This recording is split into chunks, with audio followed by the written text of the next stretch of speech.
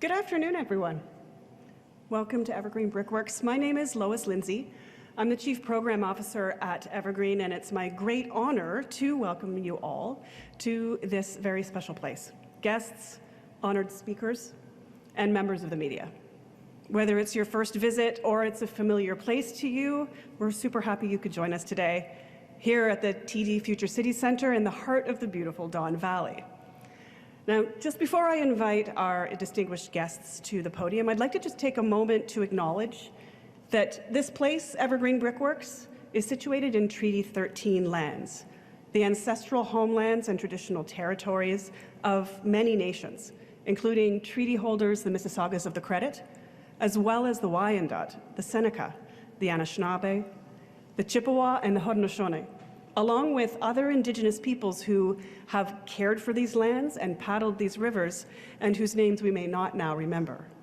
It is governed as well by the Dish with One Spoon Wampum Belt Covenant, which is an agreement, appropriately, for us to care in a good way for the people and resources of the Great Lakes region.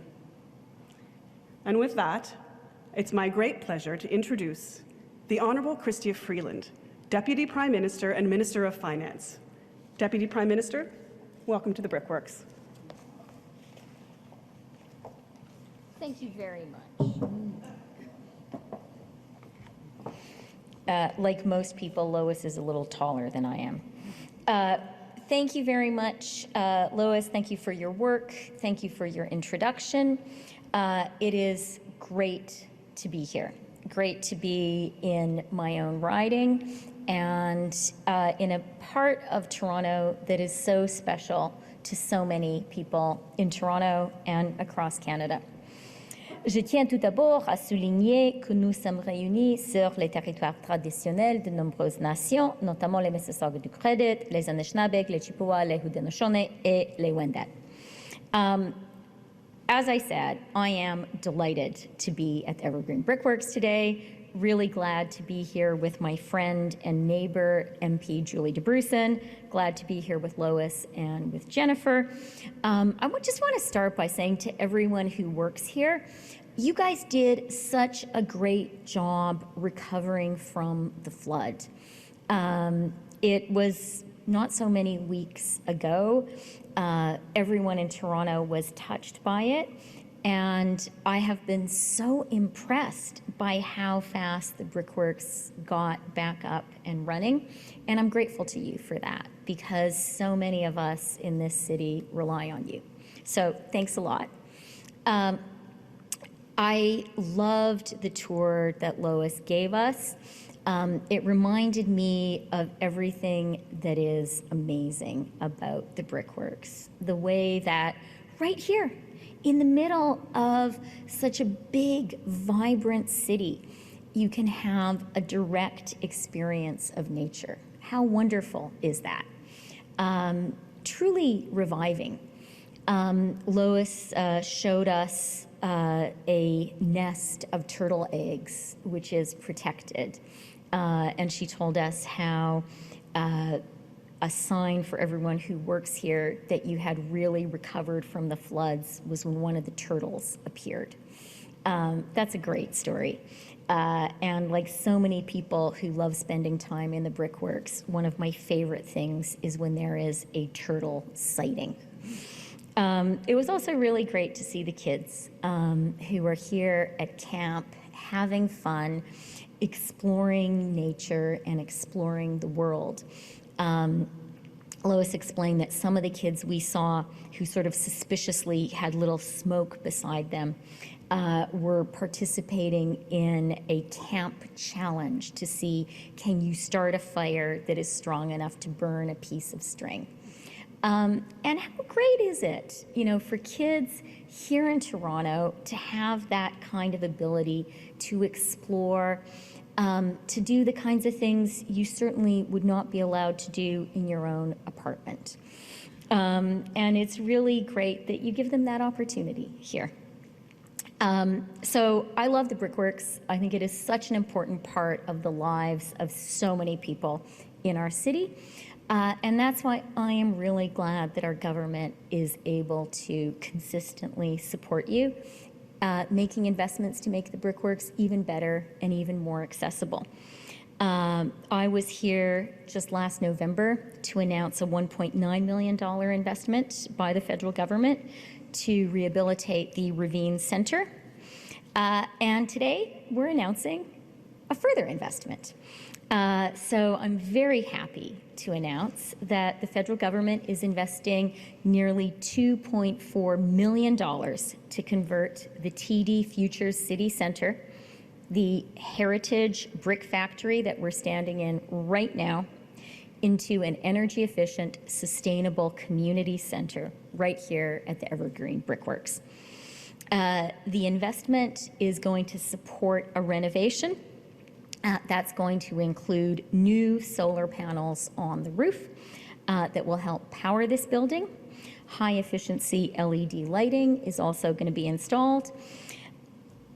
Most importantly, this investment is going to help the Brickworks and the great team here to do even more of what you're doing already.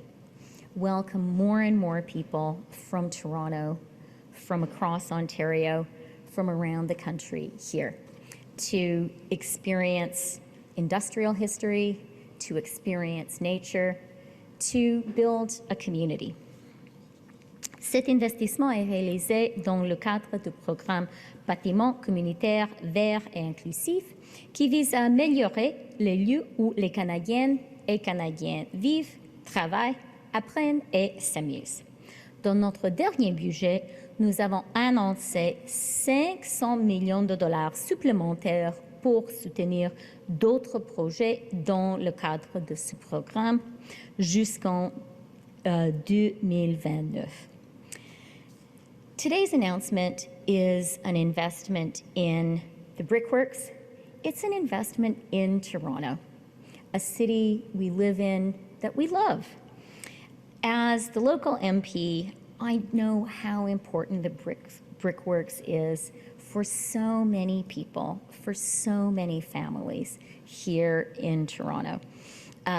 We were talking, all of us, about how we love walking, we love running, we love riding our bikes in the Brickworks and see so many people doing that. There is a wonderful farmers market here. Which is a great place for families to hang out over the weekend, a great place for small businesses to really produce things that people need. I am so grateful to everyone who works here, and I hope this announcement will not only be an investment to make the Brickworks even better, even more accessible, but also an invitation to people who may not have enjoyed the Brickworks yet to come and hang out. I can promise you, you will have a great time and go back home feeling sustained and refreshed. I want to conclude by sharing some good news about the Canadian economy. Canada is leading the G7 in achieving a soft landing from the post-pandemic surge in inflation and high interest rates. Here's what has happened so far. Canada was the first G7 country to cut interest rates for the first time, and was then the first G7 country to cut interest rates for a second time. This is really good news for Canadians.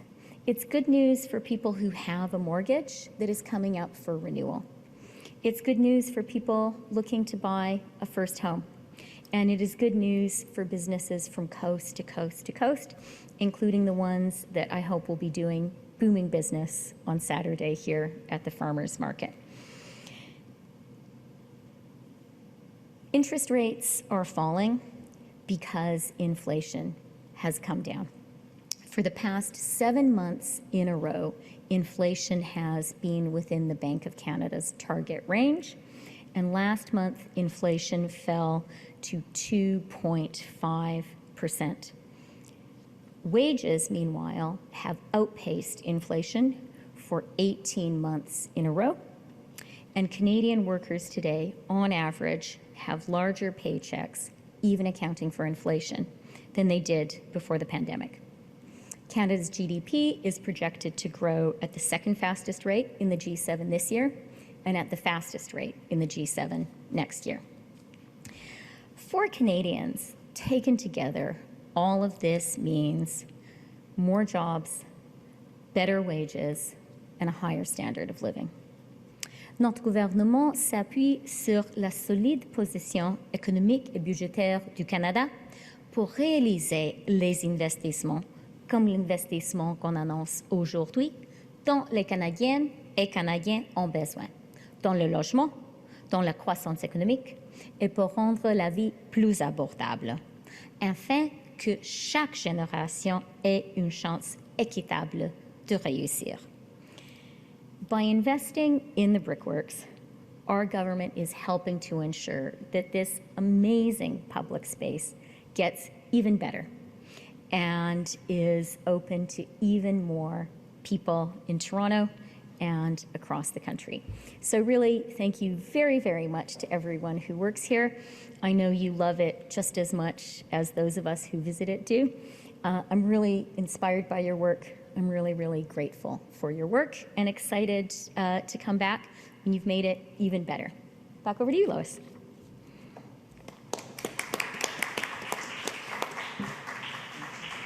Thank you so much, Deputy Prime Minister. And now I'm very happy to introduce and invite to the podium Julie Dabrusin, Parliamentary Secretary to the Minister of Environment and Climate Change and to the Minister of Energy and Natural Resources and Member of Parliament for Toronto Danforth. Julie, it's a great pleasure to have you here today. Hello, it's amazing to be here again in this beautiful space. So while our Deputy Prime Minister, Chrystia, mentioned that she's a Member of Parliament for this location we're on with Evergreen Brick Works, I'm actually a Member of Parliament for right across the river. And I think that that's really apt when we're talking about it, when we're talking about the ravines, because really the ravines connect us across our city. In fact, right across our city, it's I think that Lois was using the word circulatory system of how it connects our city and connects us to nature in such an amazing way. And in every case, it's important that we focus on urban nature. I think urban green spaces and urban nature, they can sometimes be the most at risk, but they can also be the places where most Canadians come into contact and really get to enjoy the spaces and also really see the importance of how we connect with nature every day. And the Evergreen Brick Works is such an important location for that. I think you're really a hub. You bring people together, you get us to learn more about nature, you give us a lot of great excuses to be able to come right here and enjoy this space. And, you know, as a parent who had her children go to camp here, a chance for children to get to explore nature in a way that they might not normally do if they live in the city. So really, truly grateful for all of the work that you do, and also just committed to making sure that we're always working to protect our ravines in the city and always working to make places like this, the Evergreen Brick Works, stronger. I'm going to take 1 second to talk about buildings, because we've been talking about natures, but this announcement's also about buildings. And the largest source of emissions in our city is our buildings. We don't think about it that much, but where we live and play, those are the greatest sources of emissions in our city. So when we're talking about doing something that helps to green a building like this, it's actually also having a really large impact on the quality of air we breathe in this city and about the future of our city when we're looking at issues like climate change. So really happy to be here with people who are so committed to those important pieces about connecting Torontonians with our nature around us and making sure that we're also taking action to fight climate change. So thank you so much. Yeah, thank you, Julie. Thank you so much, Julie. So much. I really appreciate your marks as well as those of the Deputy Prime Minister. What a privilege to have you both here today. And now, just quickly, I will introduce my colleague and the CEO of Evergreen, Jennifer Angel, who will share a few remarks. Thank you, Lois. I don't feel like I have to add too much more. In fact, we just finished a beautiful tour with these remarkable leaders, and any one of them could have led it. It is our deep pleasure to welcome you to Evergreen Brick Works alongside the remarkable ravines. I want to acknowledge my amazing Evergreen colleagues in the audience and along the tour, helping us organize for this important event. Today, I'd like to acknowledge Tom Milroy, one of our board members in the audience today, as well as community members. It's a real pleasure to have you here. And of course, we'd like to deeply thank the Government of Canada, and in particular, the Department of Housing, Infrastructure and Communities Canada. Here at the Brickworks, we are so proud to be a gateway to the world's largest urban ravine system. It is, as you've already heard, and you may know, I hope you know well, a truly extraordinary natural asset alongside Canada's largest city. When we have powerful storms, ravines channel the water down to the lake. When we have heat waves, which are becoming more common, the ravine's trees and shrubs and waters help to keep us cool. And they are essential to our city's biodiversity. Nearly 90% of Toronto's environmentally significant areas are in the ravines. The ravine trails are well loved. I know our Deputy Prime Minister actually arrived by bicycle via the ravines today. It's a place of recreation and connection and exploration for people in the city. And Evergreen Brick Works is a hub along the Ravines Trail. It's an adaptive reuse of a former industrial brick factory, as you've already heard. And it's an award-winning sustainable public space. And indeed, part of what we're trying to do is ensure that the beauty and capability of the ravines is not only made more accessible to people, but also extended into the urban center that is Toronto. And so we're working together with partners to make the ravines better accessible for more people across the city, and to create more places like the ravines, more nature-based public spaces right across the country. If you'd been here about 6 weeks ago, you'd be sitting in the area of 4 feet of water. On July 16th, Toronto received a month's worth of rain in just 2 hours, and in part owing to the built form, the urban environment in Toronto, and its inability to receive and manage the volume of water and the pace of water received, a lot of the water ended up right here. What's remarkable is not just the scale of the flood, and it isn't even remarkable that we had a flood. You've no doubt seen the effects of climate change play out right across the country, with increasing frequency and in some cases very devastating impacts. What I think is remarkable, and our Deputy Prime Minister referenced this, is just how quickly we were able to recover and reopen our doors to the community. The farmers market, which supports over 100 businesses and many community members rely on it every week, opened just 4 days later. Many public festivals and events and children's camps and other programming have been unfolding since, as we do and as they do at Evergreen Brick Works. It took enormous effort to welcome community back, and the very special Evergreen team, along with literally hundreds of volunteers, made that possible. When people care about a place, when they feel part of a place, they take care of it, even and especially in challenging times. And through that work, they take care of each other. For climate resilience and for our health and the health of our communities, we need more climate-ready public spaces in Canada. Evergreen Brick Works is critical climate and social infrastructure, and this TD Future City Centre is a jewel on this campus. It's stewarded with and for the people it serves. It brings diverse communities together to participate in community, and it's a powerful antidote to climate change. It was designed to flood, to manage stormwater with both innovative climate technology as well as through incorporation of nature-based solutions across the site. The site worked well, but it did not work perfectly. We did reopen quickly, but the work to recover is ongoing, and it's expensive, and we're still fundraising. And you can visit us at evergreen.ca if you want to help. This investment, though, by the Government of Canada supports climate technology and it supports community, including our winter farmers market and the literally hundreds of community festivals and events every year.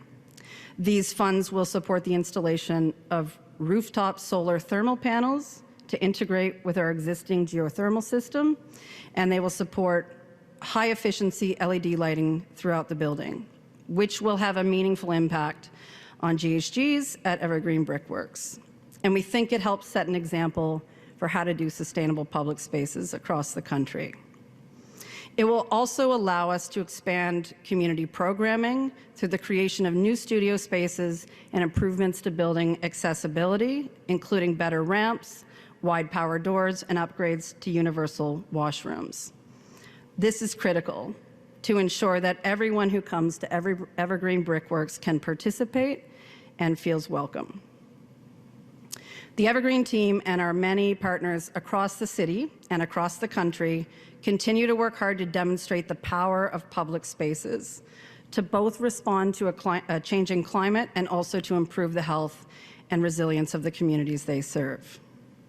Thank you so much to the Government of Canada, and thank you so much for community for participating in this very important mission. We appreciate your partnership. Thank you.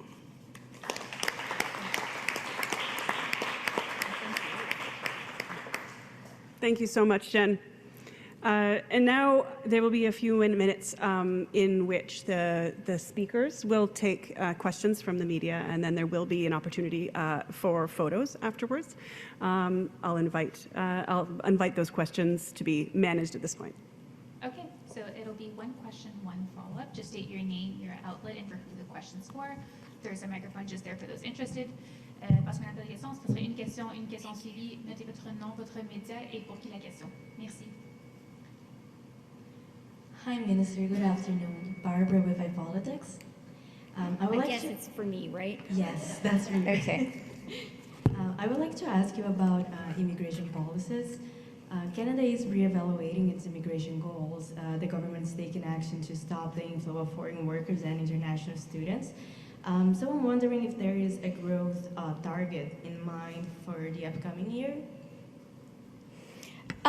So thank you very much for the question, Barbara. And I actually want to start by emphasizing how exceptional Canada is as a country in the way that we welcome new Canadians. We recognize all that new Canadians bring to our country, make our country more diverse, help with economic growth, make huge contributions. And really, as a country, as a society, one of the really extraordinary things about Canada is we welcome immigrants. We see them as new Canadians who have so much to offer and so much to contribute. That is a great thing about Canada. Having said that, there have been some abuses to the system. Something that I think we all recognize is when it comes to international students, we have seen some institutions not invite students here to really give them a good education, but really to abuse them. And that is not okay, and that is why our government has stepped in and introduced a cap on international students. Likewise with temporary foreign workers. You know, COVID was such an extraordinary time, and some exceptional policies were put in place to respond to the once in a generation, actually I hope once in a century, circumstances created by COVID and the subsequent lockdowns and closing of Canadian borders. Today, though, that is not the situation. And I think it makes so much sense to say, you know what? if unemployment is 6% or higher, we're not going to be processing new applications for temporary foreign workers. There are Canadians in your city who need a job. Look to them and offer those jobs to them. I think it makes a lot of sense to say we're not going to have more than 10% of people at a workplace be temporary foreign workers. Because at the end of the day, if you as a business think you need more, we have some real concerns about your business model. Having said all of that, in terms of policy going forward, I don't have any announcements to make today. And I do just want to conclude where I started by saying a huge strength of Canada, an advantage we have as a country, is that we are welcoming to new Canadians. That's a good thing. But we do have to be mindful not to have abuses, not to have an economy built, not to have business models built on low wage, sometimes exploited temporary foreign workers. And that kind of approach is the one that I think makes immigration to Canada socially and economically sustainable. Thank you for that. Now asking about something else. Pierre Poilievre says that now is the time for an election. He even said that the NDP and the Bloc need to force one. He called on the NDP leader to recall the supply and confidence agreement, and it seems that voters are a little bit frustrated with the government. The Liberals are trailing the Conservatives by double digits in the polls. So why not get ahead of things and call an election right now? Is this something the government would consider? Well, thank you for the question. And I think we need to really take these assertions by the Conservative leader with a very healthy grain of salt. The reality is, in recent weeks and months, we have had a steady stream of good economic news for Canadians. We have had inflation within the Bank of Canada's target range for 7 months in a row, down to 2.5% in July. We have had interest rates coming down twice, and market analysts forecasting they are going to continue to come down. We have had wages outpace inflation for 18 months in a row. And the recession that so many economists, so many analysts were predicting at the height of COVID hasn't materialized. It looks like Canada is going to achieve a soft landing with the second fastest growth in the G7 this year and forecast to have the fastest growth in the G7 next year. Now, all of that for everyone here, that is really good news. That is good news for you in your life. It is good news for households and families across the country. But it turns out it is bad news for the Conservatives. And I think it's pretty pathetic that the good news, the good economic news that we are seeing for Canada and Canadians, the Conservatives feel is bad news for them. They can see that good news is going to keep on coming, and I think they're a little bit worried about that. And maybe they should be. Hello, good afternoon. David Lau with CBC National News here. My questions are for Minister Freeland. My first question is also pertaining to the supply and confidence agreement. Do you think that the NDP will continue to support the deal until next year? They previously said that they could pull out of it at any time. I know that our government is delivering good and important investments for Canada and Canadians. Investments like dental care, which is being rolled out now, is transforming the lives of so many people. And frankly, it's a program which is long overdue. I think as Canadians, we are rightly proud of our social safety net. We're rightly proud of Medicare. We're rightly proud that in Canada, when you get sick, the first thing the hospital asks isn't, can you show us your credit card? That's a really good thing about our country.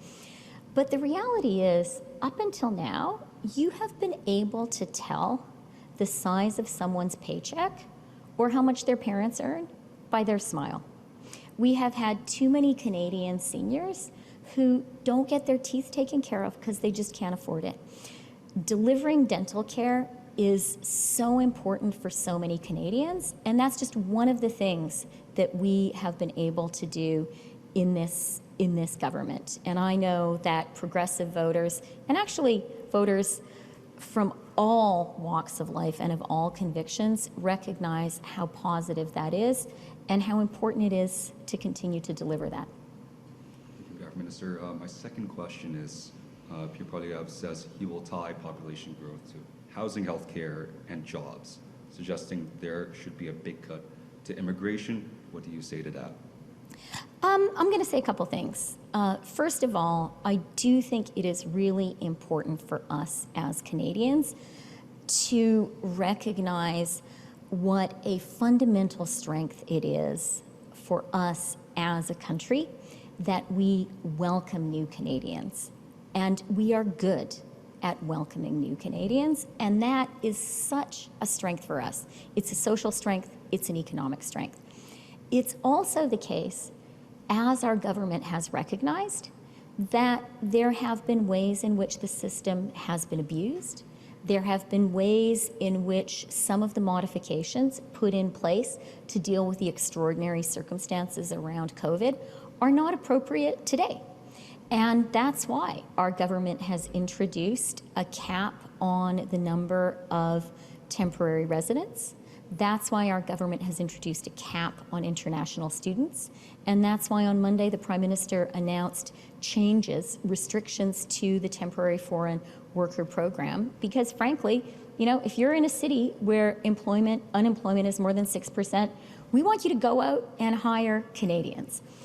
But I just want to conclude by reminding people of the fundamental hypocrisy at the heart of what we have been hearing from the Conservative leader today. Basically, his problem is that there is good economic news for Canadians right now. Inflation down to target range for 7 months in a row, interest rates coming down, the economy proving to be resilient, wages outpacing inflation. And economists are forecasting that that is going to continue and that next year Canada will have the strongest economic growth in the G7. Now, that is good news for every single Canadian. And every single person who has the privilege of being elected to Parliament and to represent Canadians should be celebrating that good news and should say, thank goodness we see light at the end of the tunnel after all of the challenges posed by COVID. But the Conservatives, I think, are showing how fundamentally self-centered they are. All they care about is themselves and their party, and they are seeing this good news for Canadians. They're seeing it as bad news for themselves. I think that tells you everything you need to know. Thank you, Minister. Hi, Monique Malima, Bloomberg News. Another question for Minister Freeland on immigration. We've seen the government has made reductions to the targets for temporary foreign residents as well as for international students. We're wondering, is there going to be any changes to reduction in targets for permanent residents, particularly with concerns of housing costs? I don't have any immigration announcements to make today. Okay. And then as another question, in your consultation on Chinese EVs, it was mentioned that the software inside of the car is a potential security and privacy risk. Do you believe that the government needs to ban Chinese EV software? And if so, when would there be a decision expected on that? Again, I have no further announcement to make on our tariffs, but I welcome the question. And I'm glad to have the opportunity to, say to you, say to Canadians, how glad I am that the Prime Minister made this announcement on Monday and that our government has taken this step. The reality is China has an intentional policy of oversupply and overcapacity. And we have seen what that policy has done already to industries like steel and aluminum. Our government is standing up for workers in the car sector, for workers in the steel and aluminum industries. We know that those are such strong sectors in Canada today, and they are poised for even more growth, in part thanks to the significant investments our government is making. What the Prime Minister did on Monday is protecting Canadian workers, protecting the Canadian national interest. Thank you. Minister, Kurt Browers with Global News. Your government has signaled it is considering cutting the number of permanent residents admitted annually. Does that mean you will reduce the number of family reunification slots available as well? Thank you for the question. As I've said, I have no further announcements to make about, well, in fact, I have no announcements to make today about immigration. But I do want to be clear with Canadians. It's important for us as a country to recognize how valuable it is that we are a country that welcomes immigration, that welcomes new Canadians. Let's keep on doing that. It's also really important for us as a government to recognize some of the measures that were put in place during the extraordinary circumstances of COVID are not appropriate today. And that's why it has been so important to act decisively and to end those measures, particularly when it comes to international students, to temporary foreign workers, especially low-wage temporary foreign workers, and to put a cap on temporary residents. Those are all the right things to do. And for sure, it's the case that as our government is working hard with all levels of government, with home builders, with Canadians to get more homes built faster in Canada, it absolutely makes sense for us to be sure that as we are welcoming new Canadians, we have the homes for them and for people here who are here already. So that's the work that we're doing. Minister Carol Charles, CTV Toronto.